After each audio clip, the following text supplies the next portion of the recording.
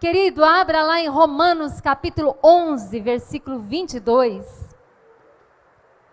Temos algo para aprender do Senhor nesta noite. E essa palavra está no meu coração. E eu já preguei ela uma vez, talvez parecido com isso, há uns 20 anos atrás.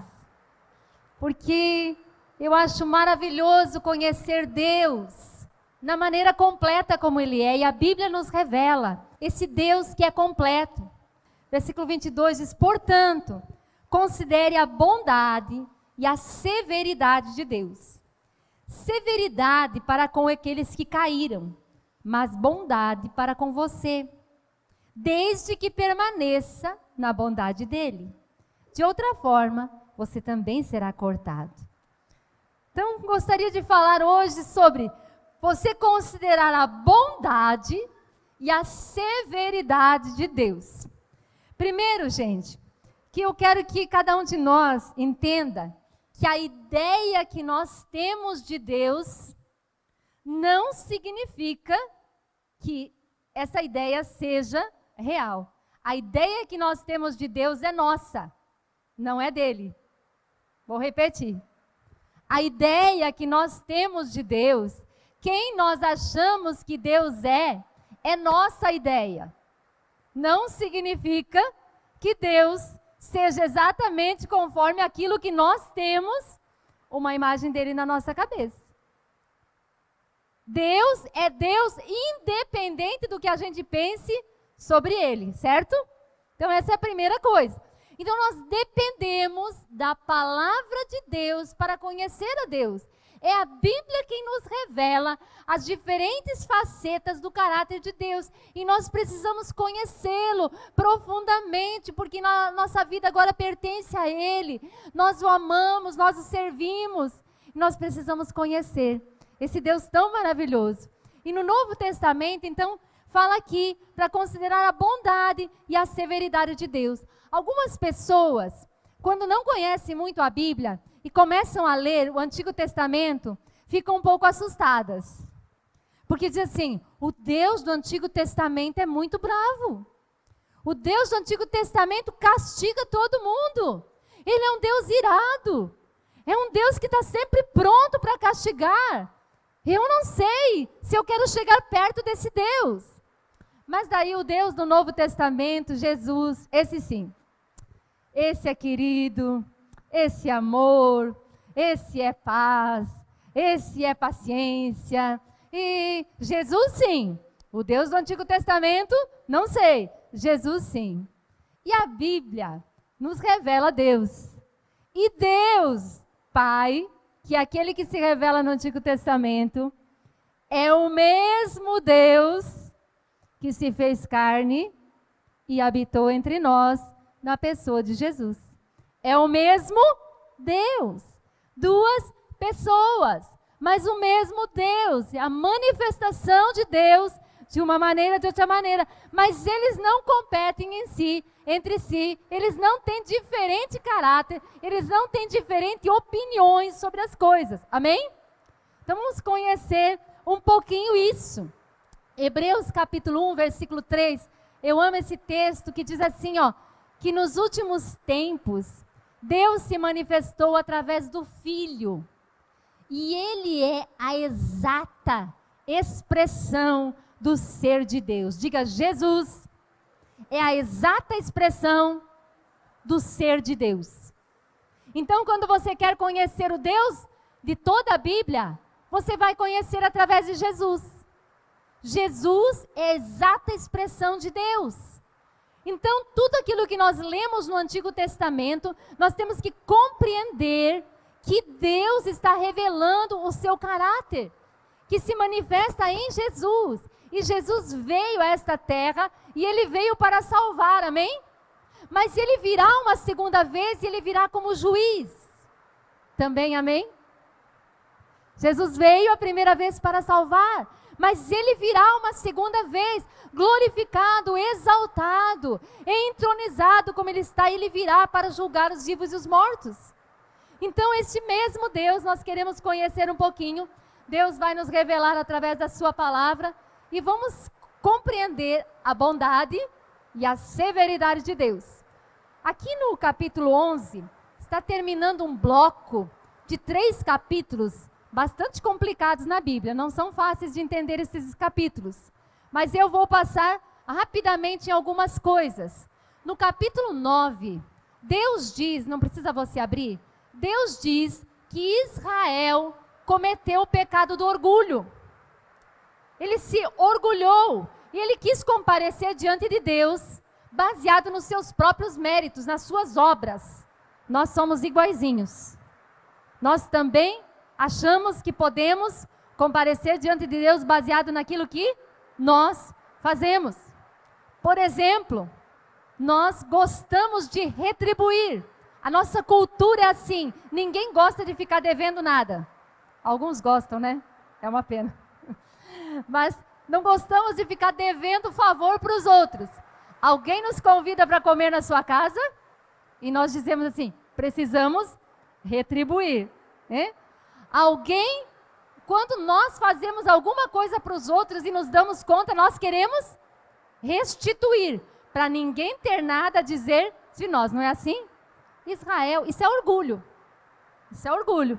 Não aceita nada que não seja, não, eu tenho que fazer a mesma coisa. Daí o sujeito não pode falar que eu estou devendo nada. Então é chegar diante de Deus baseado nas suas próprias obras. Israel fez assim, cometeu esse pecado e nós também cometemos. Por isso temos tanta dificuldade de entender a graça, o favor imerecido. Deus não pedindo nada em troca, senão a fé.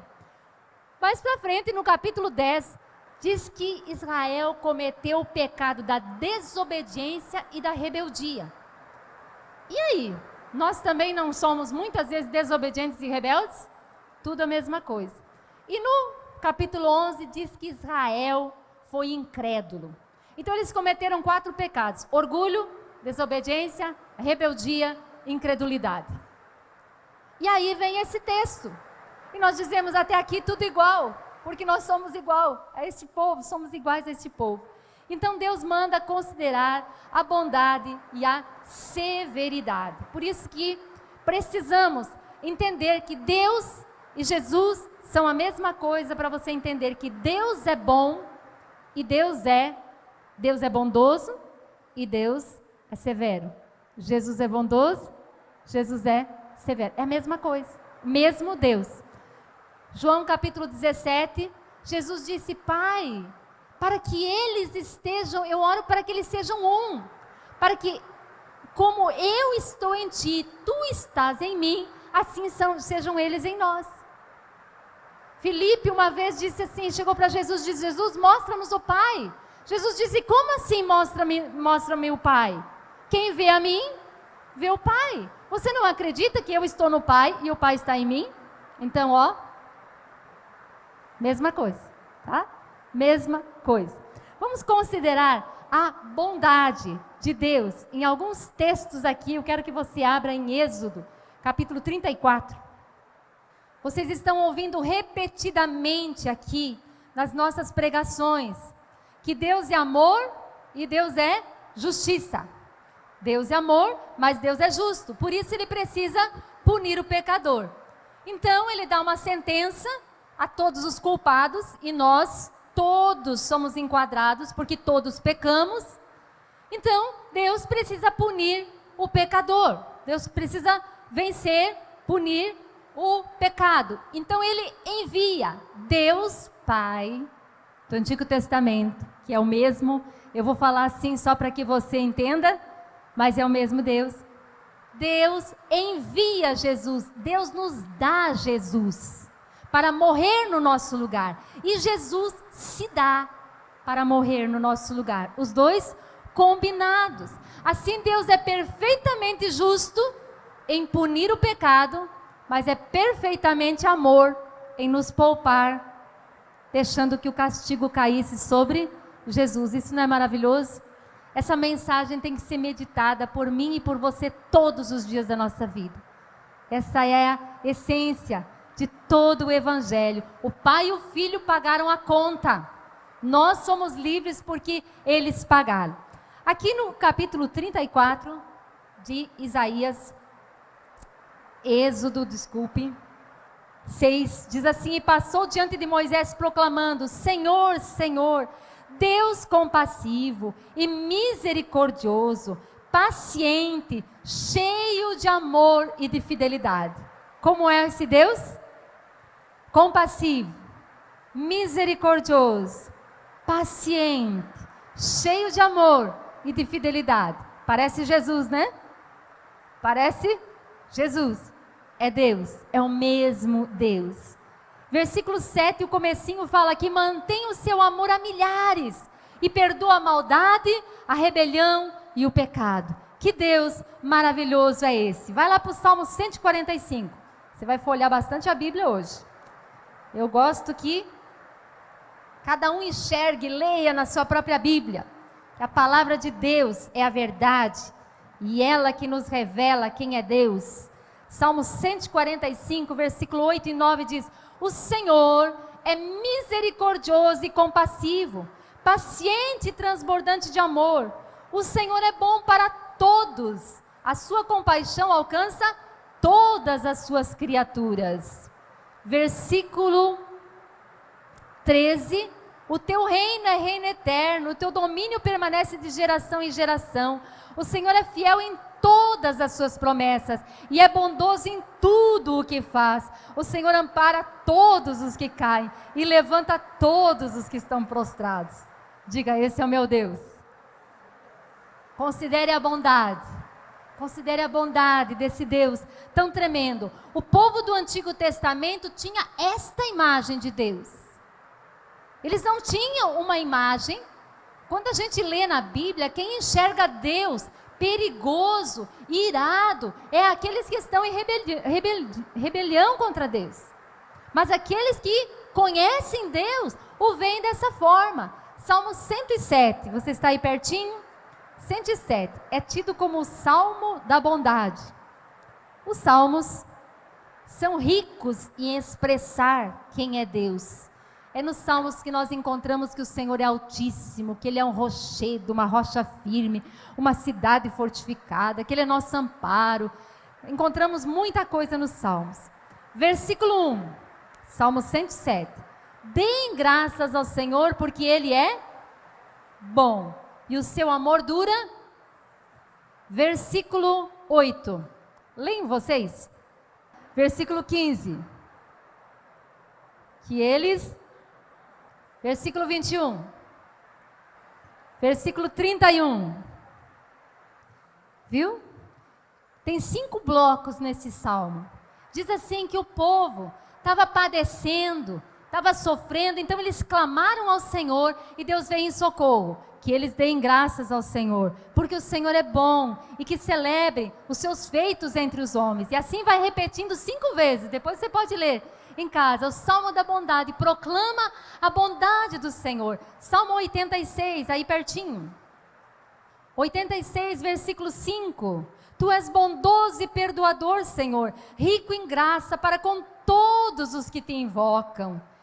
Naum, capítulo 1, versículo 7, um profeta pequenininho, eu vou ler, diz: o Senhor é bom, um refúgio em tempos de angústia, Ele protege os que nele confiam.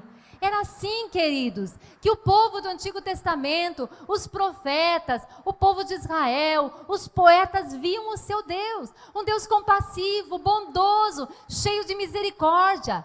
Está escrito que a sua ira dura só um instante, mas o seu amor dura para sempre. É assim que eles conheciam esta bondade de Deus, assim que eles conheciam a Deus.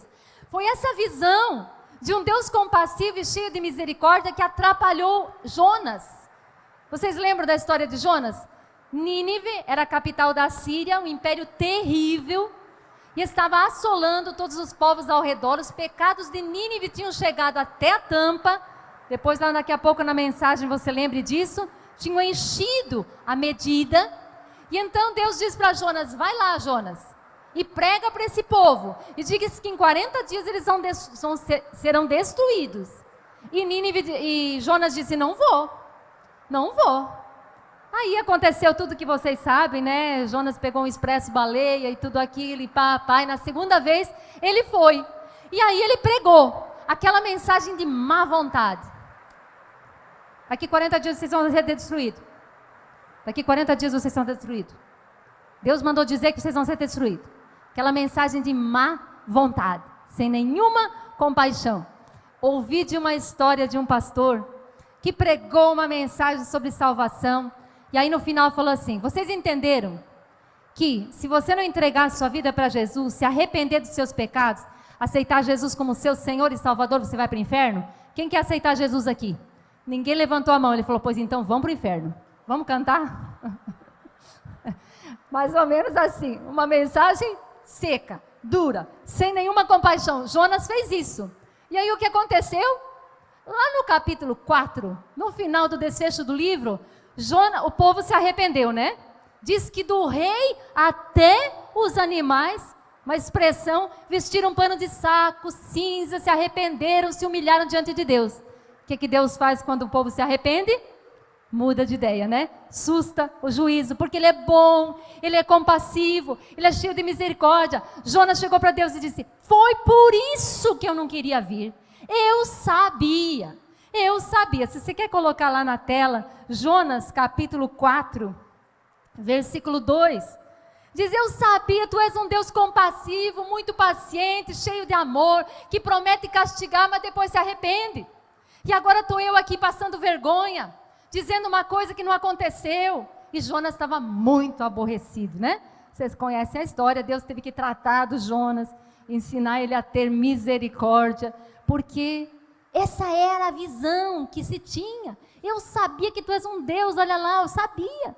Depois se arrepende, me mandou, por isso que eu nem queria vir, porque sabia que se ele se arrependesse não ia dar em nada, né? Então Deus é esse Deus tão maravilhoso, compassivo. Nós estamos vendo a palavra: considere a bondade e a severidade de Deus. Então vai recebendo este coração de Deus, tão cheio de compaixão. Se alguém chegasse para o povo do Antigo Testamento e dissesse assim: olha, eu ouvi dizer que o Deus do Antigo Testamento é um Deus que castiga todo mundo, é um Deus irado, é um Deus cheio de cólera, eu tenho medo. Ele vai dizer: não, você está enganado. Não é esse o nosso Deus. Nosso Deus é assim, é paciente, é longânimo. Ele quer que todos se arrependam. E Ele está sempre pronto a mandar os profetas, mandar os profetas, mandar os profetas. Quem está fazendo Deus caminha na história, ou quem já fez, aprendeu sobre isso e vai aprender. Quando chegar nos profetas, vai ver, vai conhecer quem é este Deus. A Bíblia nos revela Deus, é maravilhoso quando nós entendemos. A ira dele dura só um momento, mas o seu favor dura para sempre. Essa mesma visão da bondade, da compaixão, da paciência chegou até os apóstolos. Veja 1 Timóteo, não precisa você abrir, eu posso citar, capítulo 2, versículo 3 e 4, diz assim, ó: isto é bom e agradável perante Deus nosso Salvador, que quer que todos os homens sejam salvos e cheguem ao pleno arrependimento. O que Deus quer? Que todos sejam salvos. Qual é a vontade de Deus? Que todos sejam salvos. Deus é compassivo, Deus quer perdoar a todos, Deus quer que todos sejam salvos. 2 Pedro, capítulo 3, versículo 9, diz assim: o Senhor não demora em cumprir a sua promessa, como julgam alguns. Ao contrário, Ele é paciente, é longânimo, diz uma outra tradução, é longânimo com vocês, não querendo que ninguém pereça, mas que todos cheguem ao arrependimento. Diga: Deus é paciente, Deus é longânimo, Deus é bom. Esta era a índole dos profetas, essa era a crença, é isso que estava entranhado, índole porque estava entranhado na mente, na vivência deles, na experiência deles com Deus, essa experiência de um Deus bondoso. Agora, o que é, vamos pensar um pouquinho na palavra longânimo. Aqui tem uma tradução que diz paciente e outra longânimo. Eu gosto da expressão que diz longo ânimo.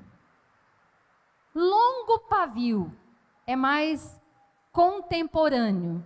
Já ouviu alguém dizer assim: fulano de tal tem pavio curto? Isso. Deus é o contrário. O pavio dele é longo ânimo. Demora para perder a paciência. demora, tá? Mas ele é longânimo. Ele não quer que ninguém pereça. Ele quer que todos cheguem ao arrependimento. Vamos dar um exemplo aqui. Posso usar várias figuras. Lá na escola, quando a gente fala sobre isso, fala sobre a medida. Vamos pensar num elástico. Deus ser longânimo é assim, ó. Deus segura a ponta do elástico e você vai segurando a outra ponta. E você foi perdoado em Jesus. E você foi perdoado pela fé, amém? Não vem de nós, é um dom de Deus. Nós temos acesso a essa graça por meio da fé. Nos entregamos a Jesus. Não queremos mais viver a velha vida, mas de repente, as coisas da velha vida começam a voltar. E aí Deus está segurando o elástico e você começa a puxar o elástico. E aí você chuta o gato. No dia seguinte você chuta o cachorro. No dia seguinte você chuta o vizinho. Estou usando uma metáfora, né? Depois você chuta os filhos. E aí chuta a mulher. Aí é grosso, mas não se importa. Grita com todo mundo, mas não se importa. Aí está fazendo fofoca, mas não dá nada. Todo mundo faz. Né?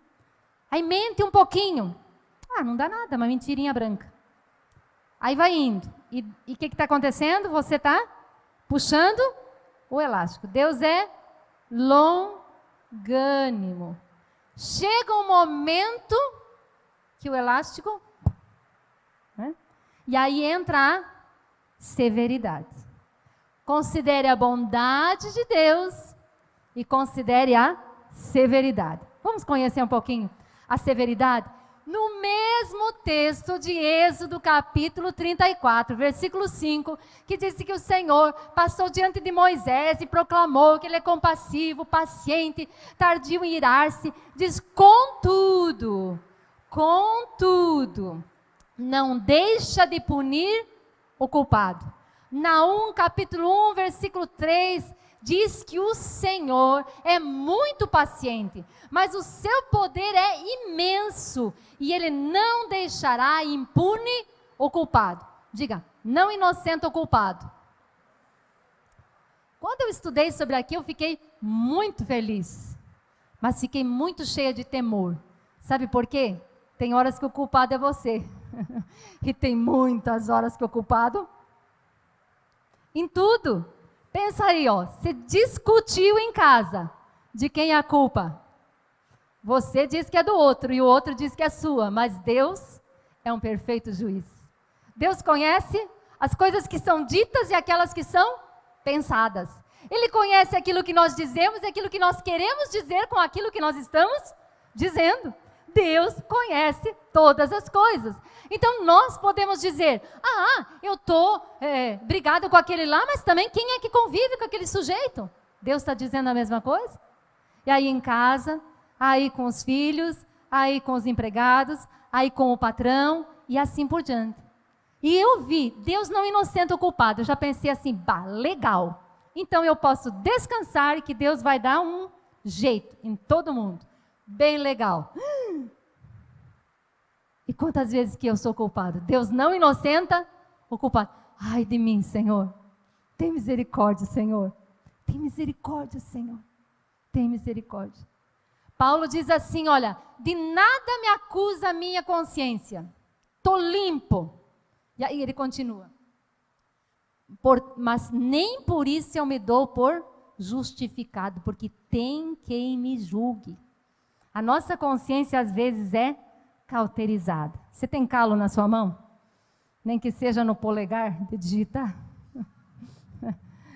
Quem conhece um calo já não sente muito. E a nossa consciência às vezes é cauterizada. A gente vai esticando o elástico e acha que não tem problema. Não, Deus é bom. Eu fui salvo pela graça. É tudo pela graça. Deus é tão bom. Mas essa mesma graça nos convida a nos render a Deus, a sermos semelhantes a Jesus. Nós fomos predestinados para ser conforme a sua imagem, a nos parecer mais com Jesus a cada dia. Então considere a bondade, mas considere a severidade. Vai lá para Romanos capítulo 1, versículo 18. Diz assim: portanto, a ira de Deus é revelada dos céus contra toda impiedade e injustiça dos homens que suprimem a verdade pela injustiça. Novo Testamento. A ira de Deus é revelada dos céus. Vai chegar contra toda impiedade. Não, ninguém pode se considerar inocente. Romanos capítulo 2, versículo 5. Contudo, por causa da sua teimosia e do seu coração obstinado, você está acumulando ira sobre si mesmo para o dia da ira de Deus, quando se revelará seu justo julgamento. Capítulo 5, versículo 9. Como agora fomos justificados pelo seu sangue, muito mais ainda por meio dele seremos salvos da ira de Deus. Tem uma ira que vem por aí, não tem? A ira de todos os pecadores, a ira de todos aqueles que não estão em Cristo. Virá uma ira. 1 Tessalonicenses capítulo 1, versículo 10 fala: Jesus que nos livra da ira vindoura. Há uma ira preparada.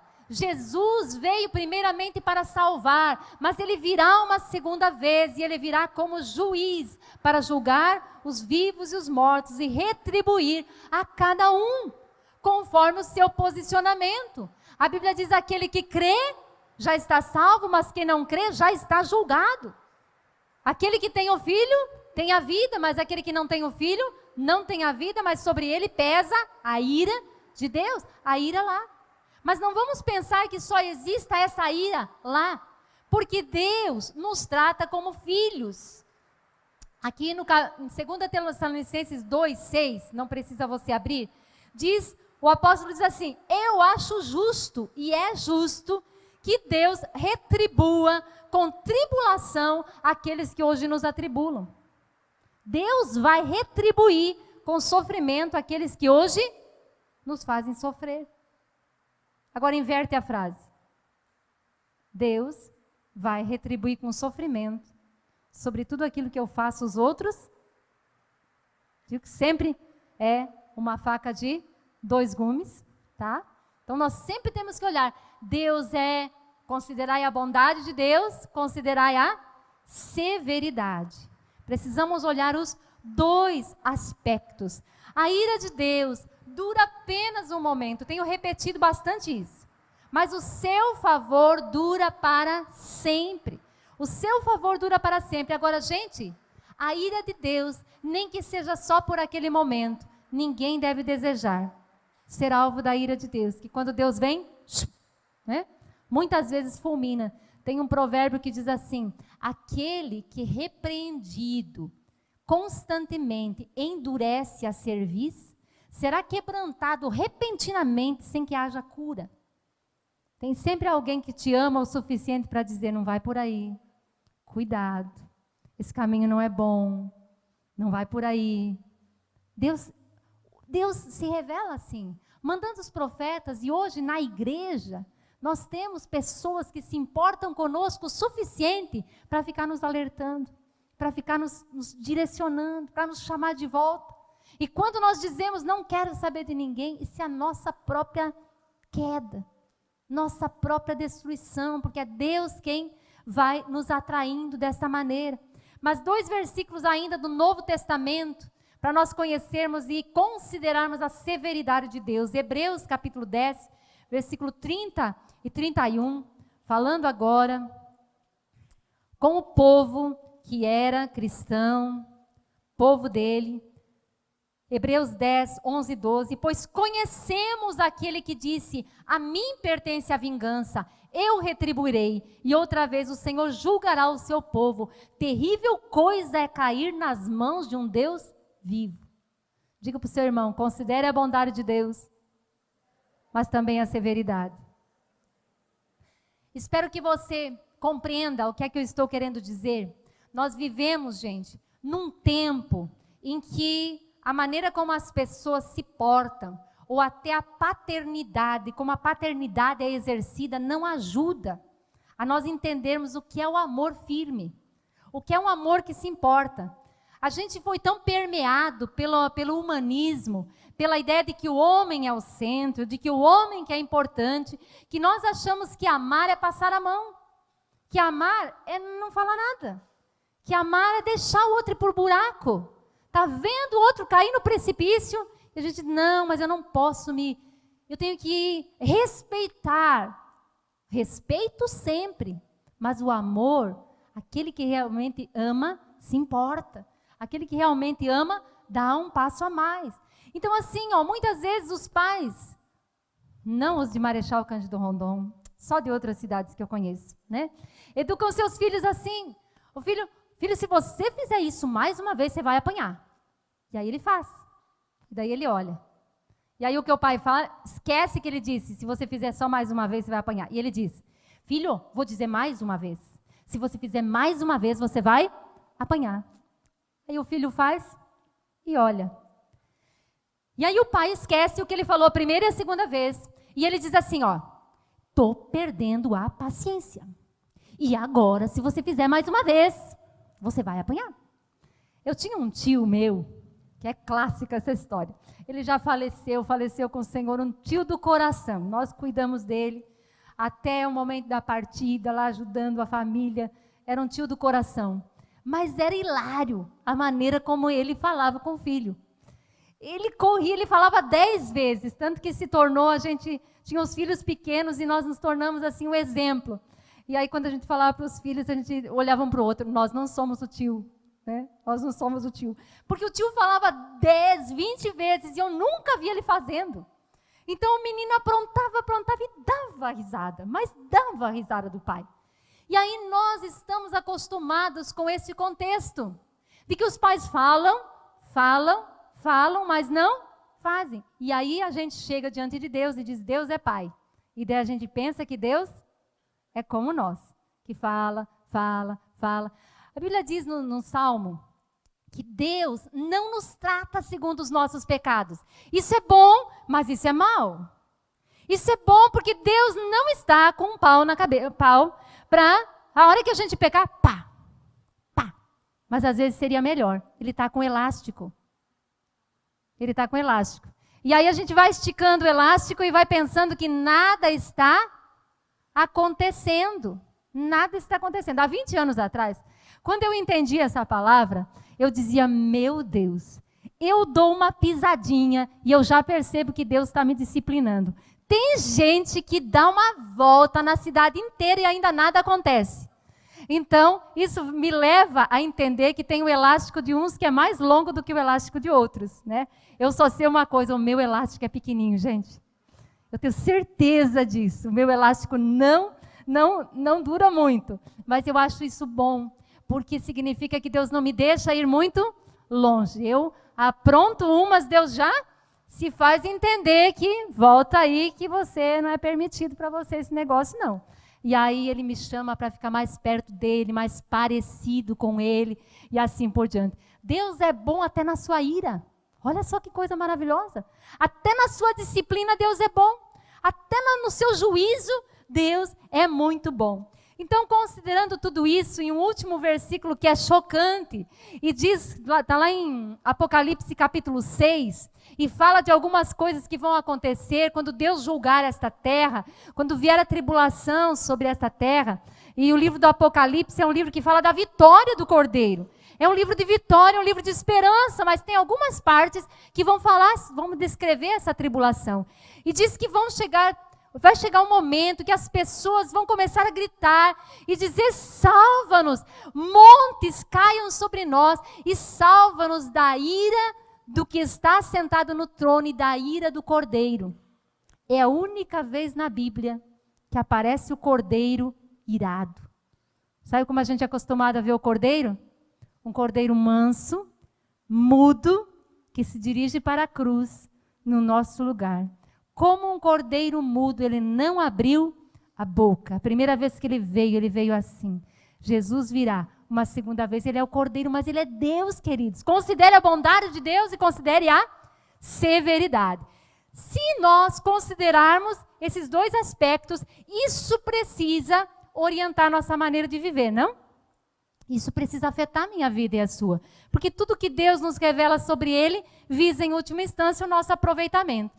E eu quero tirar 2 lições aqui sobre isso. Primeiro, a ira de Deus é uma reação de Deus ao nosso pecado.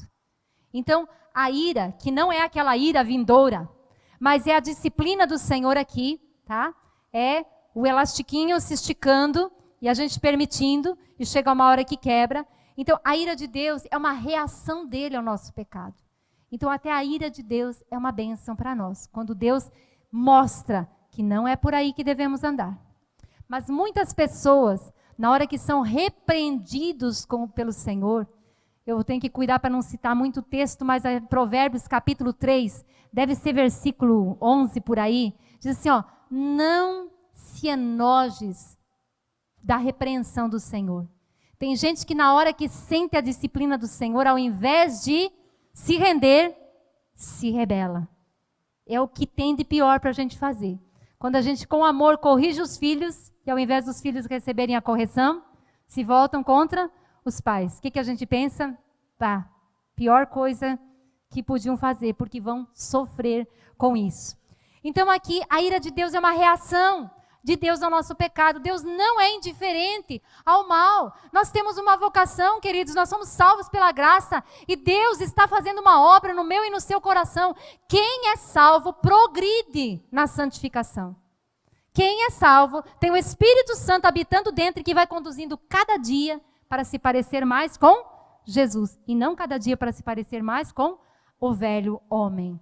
Segundo, tem uma hora que Deus diz, chega. Tem uma hora que Deus bate na mesa e diz, só até aqui. Gênesis capítulo 15, versículo 16, não precisa você abrir, vou contar rapidinho. Deus chega para Abraão e promete para Abraão que ele ia herdar a terra prometida, que ia dar para os seus descendentes. E diz assim, olha, você vai antes para o Egito e os teus descendentes voltarão, na 4ª geração voltará para cá. Porque a medida dos amorreus, a medida dos pecados do povo desta terra ainda não encheu. A medida ainda não encheu. Tá? Então, isso nos leva a pensar que existe uma medida. Existe uma cota de pecado? É isso que você entendeu? É isso que a Bíblia quer dizer. Existe uma cota. Deus não nos trata segundo os nossos pecados. Ele tem um copinho. É uma medida. E cada coisa que a gente vai fazendo e não se arrepende, por quê? Porque quando nós somos de Jesus, quando pecamos, podemos correr para o Senhor. Ele é fiel e justo para nos perdoar e nos purificar de todo pecado. Mas quando a gente começa a se orgulhar e não se arrepender das pequenas coisas, vai enchendo o copinho. A medida ainda não encheu. Quando a medida encheu, Deus julgou. E por isso que o povo entrou lá na terra prometida. Por isso que aqueles povos foram destruídos, por causa dos seus próprios pecados. Então a medida encheu. Nabucodonosor era um rei famosíssimo. E Deus usou ele como instrumento para julgar até a nação de Israel. Mas eles cometeram atrocidades. Eles foram muito além, maltrataram o povo. E chegou uma hora que, imaginando o céu, né, os anjos dizendo, mas Deus, como assim? O próprio Abacuque, né, diz, mas olha, eles são piores do que nós, olha o que eles fazem.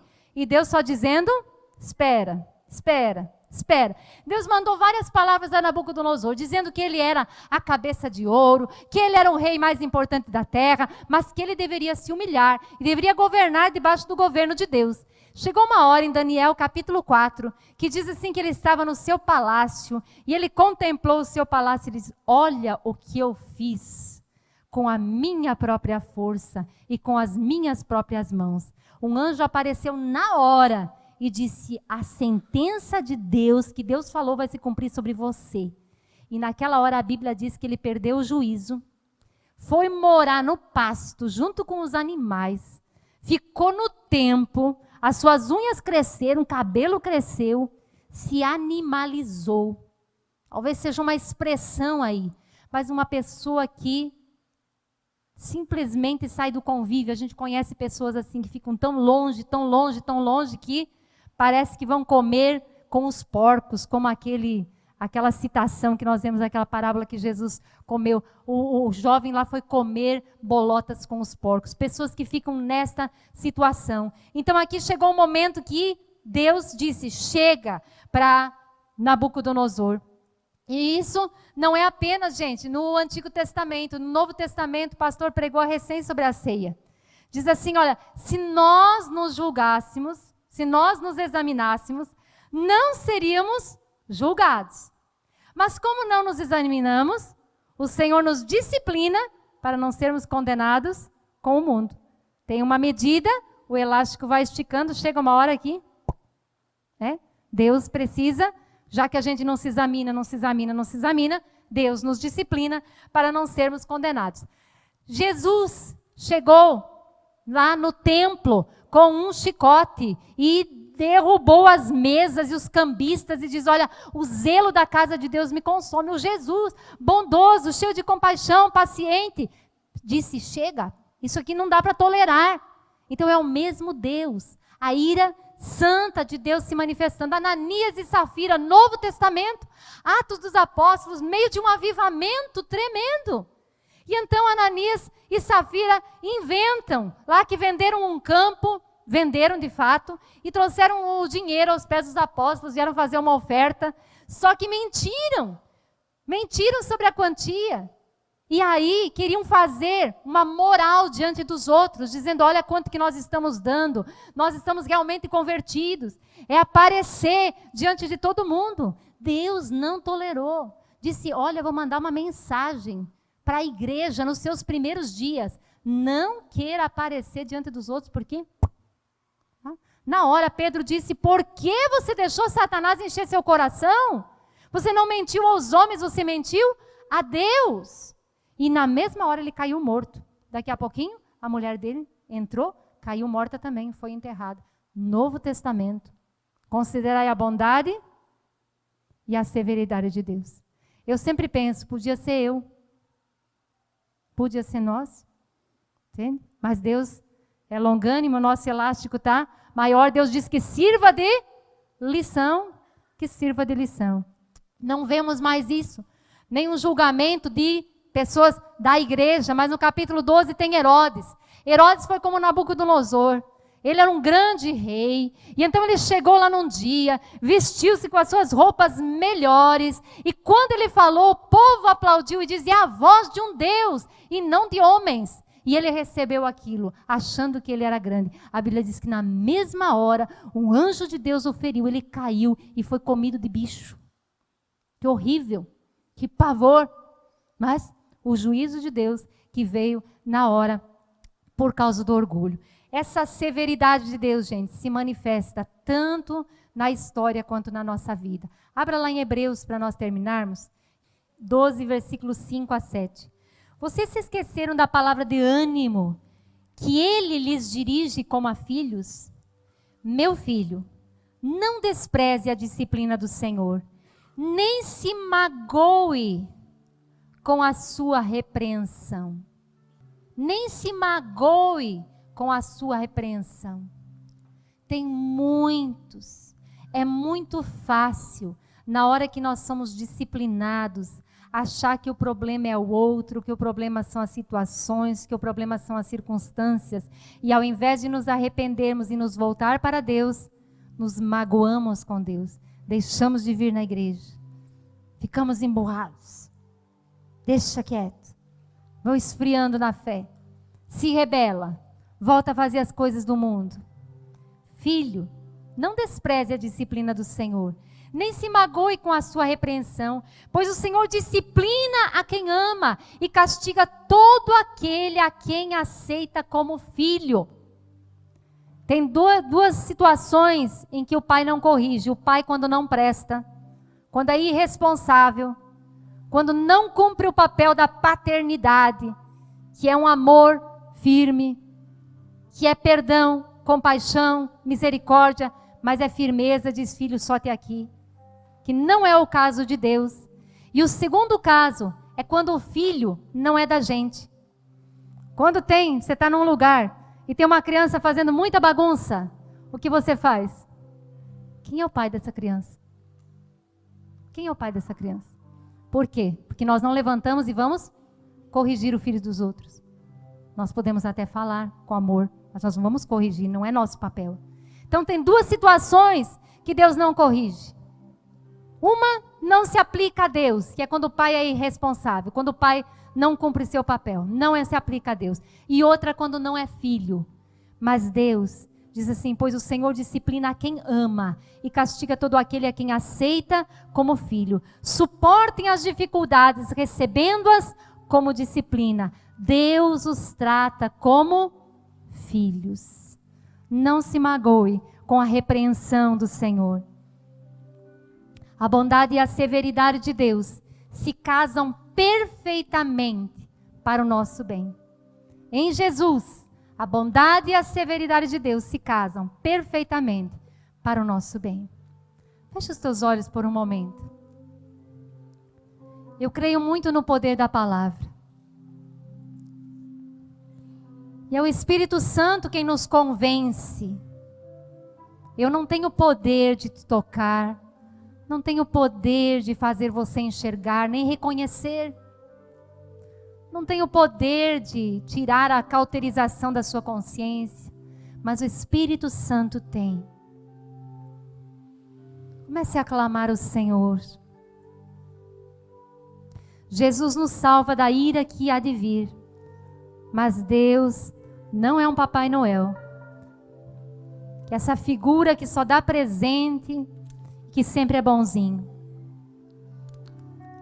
Não é um pai irresponsável. O pecado adoece, gente. O pecado mata. O pecado envelhece. A pessoa começa a ficar feia, fica acabada. O pecado provoca a paciência e a longanimidade de Deus. Se você está esticando esse elástico e acha que está no controle, hoje o Senhor está te dando uma oportunidade tremenda.